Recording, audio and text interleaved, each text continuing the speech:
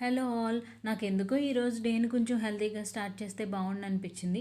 అందుకే వెంటనే ఈరోజు బ్రేక్ఫాస్ట్లోకి రాగి idli with Bombay chutney and coconut chutney. Taste అయితే చాలా బాగుంది, బట్ 2 ఇడ్లీ సరిపోవు కదా, అందుకే వెంటనే ఒక పెసరట్టు వేసుకుని తినేసాను.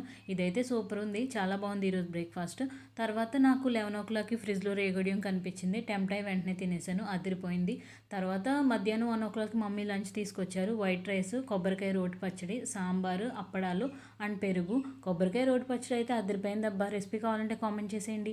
4 అయితే నేను సలాడ్ తిందాం అనిపించింది, ఫ్రిడ్జ్లో శనగలు కనిపించాయి, వెంటనే సలాడ్ చేసుకుని తినేసాను, అదిరిపోయింది. 8 అయితే మమ్మీ పునుగులు తీసుకొచ్చారు. ఈరోజు టిఫిన్ స్పెషల్ అనమాట, పునుగులు అల్లం చట్నీ. 2 ప్లేట్స్ తినేసాను, సూపర్ ఉంది. తర్వాత ఒక ఫ్రూట్ తినాలని చెప్పి ఈరోజు జాంకాయ తిన్నాను. డైలీ ఒక ఫ్రూట్ కంపల్సరీ తింటాను, జాంకాయ అయితే సూపర్.